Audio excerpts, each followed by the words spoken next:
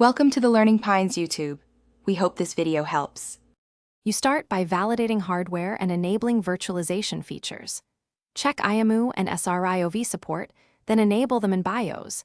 This lets the host expose the GPU safely. Once done, install your chosen hypervisor and the latest GPU drivers on the host so device isolation works. Next, identify the GPU device ID and unbind the GPU from the host driver. That step frees the card for the VM. Make sure to record ID for the next configuration stage. Once you have the ID, edit the VM definition to attach the GPU via VFIO or PCI passthrough. Include both the graphics function and the GPU audio function so the VM sees a complete device, and map required interrupts if needed. Start the VM with the passthrough enabled and install the GPU drivers inside the guest.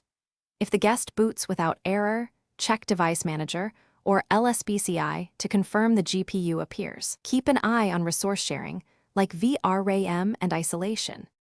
You finish by validating the GPU under load. Run a benchmark or a real workload to ensure performance and stability. Monitor host and guest logs to spot interrupts, driver collisions, or error messages. That reveals if resources leaked back to the host. If something goes wrong, first recheck IMU groups and move devices into correct groups, then confirm no host drivers bound to the GPU.